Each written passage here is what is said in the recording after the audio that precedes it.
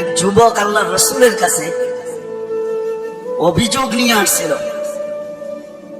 যে আমি 2 হাতে কামাই, আমার আব্বা আমাকে বলা ব্যতীত 2 হাতে খরচ করে। আপনি যদি বাবাকে একটু বলে দিতেন। আল্লাহ রসুল সাল্লাল্লাহু আলাইহি ওয়াসাল্লাম লোক পাঠাইছেন যে যাও এর বাবাকে ডেকে নিয়ে আসো। তো যে ডাকতে আসছে তো বলছে আল্লাহ রসুল তোমাকে ডাকে। বলছে এই অবেলা? বলছে তা তো বলতে পারবো না। বলছে আল্লাহ রসুলের কাছে কে আছে? বলছে কাউকে তো দেখি নাই, কিন্তু তোমার ছেলে বসা ছিল। তো বাপ যখন বাড়ির থেকে বাহির হইতেছেন তো বাপ বুঝা ফেলছেন কেন ডাকে অবেলা। ছেলে যখন বসা তো মনে মনে কবিতা আবৃত্তি করতেছিলেন, মনে মনে। না জিহ্বা হেলতে ছিল না ঠোঁট নড়তে ছিল। তো জিবরিল আলাইহিস সালাম আয়েশা বইলা দিয়া গেছে যে আসতেছে, কিন্তু মনে মনে কবিতা পড়তে পড়তে আল্লাহ বলছে সালাম দিবে, জবাব দিয়া কবিতা গুলা শুনে নিতে। তো বাবা যখন সালাম দিয়া ঢুকছেন তো আল্লাহ রসুল বলছে কবিতা শোনাও। সাহাবী রসুল বলতেছিল মান আখবারাক, আপনাকে কে খবর দিল? আমি তো জিহ্বা হেলাই নাই, ঠোঁটও নাড়াই নাই, মনে মনে পড়তেছিলাম।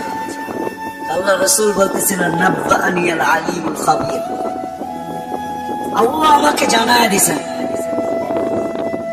আল্লাহ আমাকে জানায় দিছেন। তো যখন কবিতা পড়তেছিল আল্লাহ রসুল তো আব্বাকে দেখেন নাই। পেটে আসতে দেরি, আব্বা দুনিয়ার থেকে যেতে দেরি করেন নাই। বিরাট বড় একটা শূন্যতা ভিতরে ছিল। বাপ দেখাও তো একটা বিষয়, বাপকে দেখেন নাই বিদায় ভিতরে একটা শূন্যতা ছিল। তো বৃদ্ধ কবিতা পড়তেছিল আর আল্লাহ রসুল চোখের পানি জড়াইতেছিলেন। কবিতা অনেক লম্বা, আমি 2-1টার তর্জমা শোনাই আপনাদেরকে। বৃদ্ধ বলতেছিল মনে বড় আশা ছিল, একা আছি, 2 জন কবে হব? হয়ে গেলাম 2 জন। তো দুজনেরই আশা জাগলো যে আমাদের কুল ভরবে কবে। আল্লাহ কোলো ভরা দিল যেদিন তুমি আসলে। তো 2 জনই ভাবলাম যে আমাদের আর বাঁচার দরকার নাই, এখন বাঁচবো তো সন্তানের জন্যই বাঁচবো।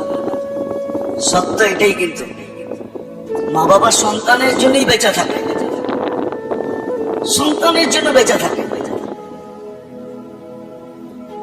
আমরা তোমার জন্যই বাঁচতেছিলাম, আমরা বুড়া হইতেছিলাম, তুমি জওয়ান হইতেছিলা, আমার সবকিছু তোমার ভিতরে যেতেছিল। একদিন তুমি পায়ের উপরে দাঁড়ায় গেলা, কামাইতে শুরু করলাম, আমি বুড়া হইলাম। তো বাপের বড় আফসোস ছিল যে তুমি আমাকে বাপ না মনে করতে, একজন হিতাকাঙ্ক্ষীও তো ভাবতে পারতে। তুমি আজকে আল্লাহ রসুলের কাছে আমার বিরুদ্ধে অভিযোগ দিলে। আল্লাহ রসুল পুরা কবিতা শোনার পরে যুবকের গলার ধরে বলতেছিল কুম ওঠ আনতা ওয়া মালুকা লি আবিকা, তুমি আর তোমার মাল তোমার বাপের বিরুদ্ধে অভিযোগ। আমার প্রশ্ন যেটা ছিল যে দিন আমাদের জন্য কেন? আজকে যদিও আমরা ভাবি না, চিন্তা করি না যে দিন আল্লাহ আমাকে কেন দিলেন, দিনের পরিবেশ আমার জন্য কেন প্রয়োজন,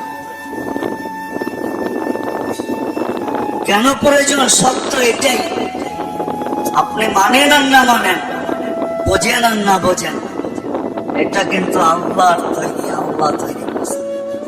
কে তৈরি করছেন? এটা কার তৈরি করা?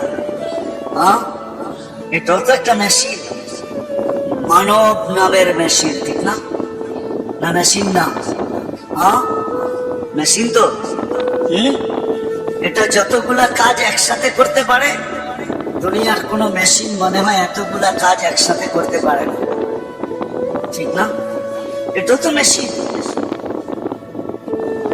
এটার আল্লাহর অস্তিত্ব দেওয়া মেশিন। একটা ছোট প্রশ্ন আপনাদের কাছে আমার, সমস্ত মেশিন চালানোর জন্য যদি রীতিনীতি থাকতে পারে, তাহলে এই মেশিনটা চালানোর জন্য কি কোনো রীতিনীতি নাই? এটা কার পক্ষ থেকে নির্ধারিত হবে? মেশিন যে তৈরি করে তার পক্ষ থেকে নির্ধারিত হয়, ঠিক না? আপনি স্বীকার না করতে পারেন।